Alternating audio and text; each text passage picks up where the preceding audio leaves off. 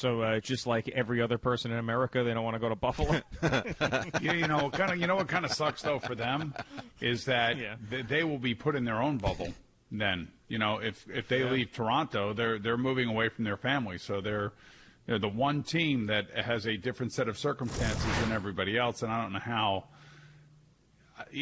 from a competitive standpoint, how that works and how that would be looked at. But I guess there's no other choice. I would think.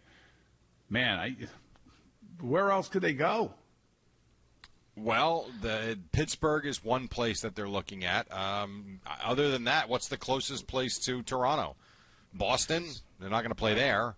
So, I don't know. It also somewhere like New depends Hampshire on, or Vermont that's got a minor league stadium. Yeah, but that's the thing. I think they want to play in a major league stadium.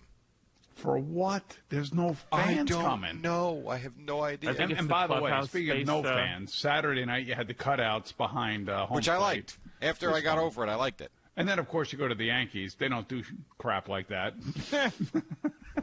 Well, the Yankees. What the weirdest thing for me out of all of this was the fact that when those bombs were being hit by the Yankees, there's no fans in the stands to get the ball. There's no fighting for the ball or any of that other stuff. And I said that exact thing this morning with Jerry. I said everything felt okay until the home runs, and there was just nobody around. And I said that's when it was bizarre, right at that moment. And then, if they didn't tell you enough, Ron Keith and, and what's his name?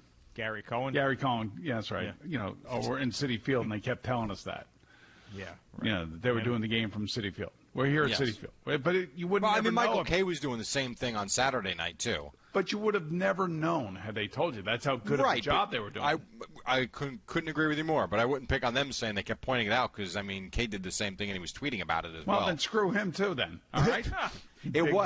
It was weird, though, seeing the pictures of these guys sitting in a booth with a dark stadium when you got a game going on, 5 miles away?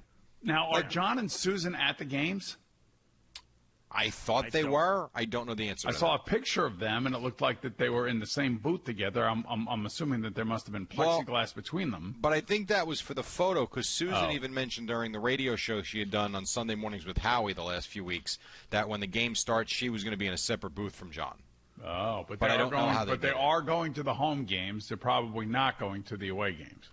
I would imagine. My question would be, though, in a situation like last night when you can drive to the game, why would you not let them in their own booth when there's no one else in the stadium? You know why? Because both of them are over 70. That's why. Okay. They are in the vulnerable population for all of this. But Gary, Keith, and Ron aren't.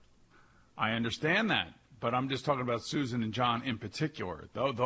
That's the vulnerable population. Understood.